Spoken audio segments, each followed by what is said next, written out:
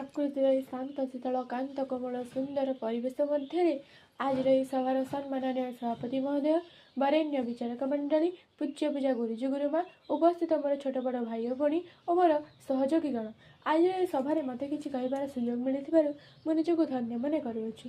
ନାରୀ ଜାୟା, ନାରୀ ଜନନୀ, ନାରୀ ଭଗିନୀ ତଥା ଗୃହଲକ୍ଷ୍ମୀ ସଂସାରର କଲ୍ୟାଣ ପାଇଁ ତାର ଜନ୍ମ ସୁଖର ଅମୃତକୁ ତାର ସନ୍ତାନମାନଙ୍କୁ ବିତରଣ କରି ଆନନ୍ଦରେ ପାନ କରିଥାଏ ସମଗ୍ର ଜଗତର ଦୁଃଖ ରୂପକ ହଳାହଳ ବିଷକୁ।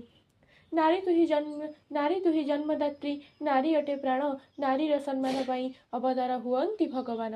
ସ୍ନେହମୟୀ ମମତାମୟୀ ତୁଅଠୁ ଜନନୀ, ନାରୀର ସମ୍ମାନ ପାଇଁ ଫେରିଥିଲେ ସତ୍ୟବାନ। ଈଶ୍ୱରଙ୍କ ସୃଷ୍ଟିରେ ତୁ ହେଉଛୁ ଶ୍ରେଷ୍ଠ, ନାରୀ ଶକ୍ତିମୟୀ, ନାରୀ କଲ୍ୟାଣମୟୀ, ନାରୀ କ୍ଷମାମୟୀ, ବାତ୍ସଲ୍ୟମୟୀ, ଜ୍ଞାନମୟୀ ତଥା ମମତାମୟୀ। ଏକବିଂଶ ଶତାବ୍ଦୀର ସେ ପୁରୁଷଙ୍କ ପାଇଁ କ୍ରୀଡ଼ାର ସ୍ୱରୂପ ନୁହେଁ। କେତେବେଳେ ଦଶଭୁଜା ଦୁର୍ଗାତ, କେତେବେଳେ ଶାନ୍ତ କାନ୍ତ କମନୀୟ ବିଦ୍ୟାପଦାୟିନୀ ମା ସରସ୍ୱତୀ। ସେ ସୃଷ୍ଟିକାରିଣୀ, ସୃଷ୍ଟି ବିନାଶକାରିଣୀ, ସୃଷ୍ଟି ପାଳନକାରିଣୀ ମଧ୍ୟ। ସେଥିପାଇଁ ତ ଶାସ୍ତ୍ରରେ କୁହାଯାଇଛି, ଯତ୍ର ନର୍ଯ୍ୟାସ୍ତୁ ପୂଜନ୍ତେ ରମନ୍ତି ତତ୍ର ଦେବତା, ଅର୍ଥାତ୍ ଯେଉଁ ସ୍ଥାନରେ ନାରୀମାନଙ୍କର ପୂଜା କରାଯାଏ ସେହି ସ୍ଥାନ ଦେବତାମାନଙ୍କର ମନ୍ଦିର ସହ ସମତୁଲ୍ୟ। ନାରୀ କେବେ ନୈଶ୍ୱର୍ଯ୍ୟ ସାଜେ ପୁଣି ନିଆଁ, ନାରୀ କେବେ ନୈଶ୍ୱର୍ଯ୍ୟ ସାଜେ ପୁଣି ନିଆଁ, ସାଜେ କେବେ ବିନାଶିନୀ ସାଜେ ପୁଣି ନୂଆ, ସାଜେ କେବେ ବିନାଶିନୀ ସାଜେ ପୁଣି ନୂଆ। ସୃଷ୍ଟି ରୂପକ ପୁଷ୍ପ ବୃକ୍ଷରେ ଝଲସିଛନ୍ତି ବୃନ୍ଦ ଆଉ ଫୁଲ ପରି ଉଭୟ ନାରୀ ଆଉ ପୁରୁଷ। ମୁଦ୍ରାର ଦୁଇ ପାର୍ଶ୍ୱ ପରି ପରସ୍ପରର ପରିପୂରକ। କିନ୍ତୁ ଆଧୁନିକ ସମାଜର ନାରୀ ନ୍ୟର୍ଯ୍ୟାମୟୀ, ମମତାମୟୀ, ନର୍ମଦାୟିନୀ, ସତ୍ୟ ସଙ୍ଗିନୀ ନୁହେଁ।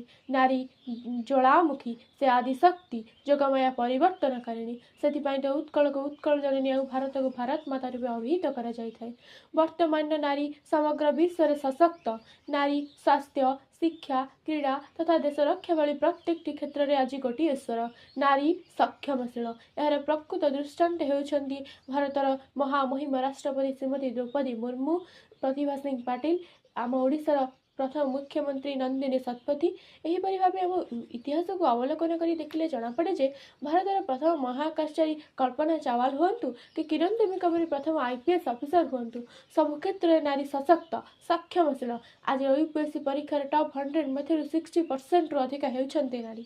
ତଥାପି ଆଜି ଆମ ସମାଜରେ ନାରୀ ଅବଳା, ଦୁର୍ବଳା, ନିର୍ଯାତିତ ଏବଂ ନିଷ୍ପେଷିତ, ଯାହାର କାରଣ ସ୍ୱରୂପ ହେଉଛି ଅତୀତର ଅନେକ ଘଟଣାବଳୀ।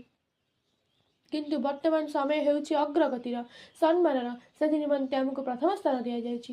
ଏହା ପଛରେ ଝାନ୍ସୀ ରାଣୀ ଲକ୍ଷ୍ମୀବାଇ, ସରୋଜିନୀ ନାଇଡୁ, ରମାଦେବୀ ତଥା ମାଳତୀ ଚୌଧୁରୀଙ୍କ ଭଳି ଅନେକ ସଂଗ୍ରାମୀ, ଦେଶପ୍ରେମୀ ବୀର ନାରୀମାନଙ୍କ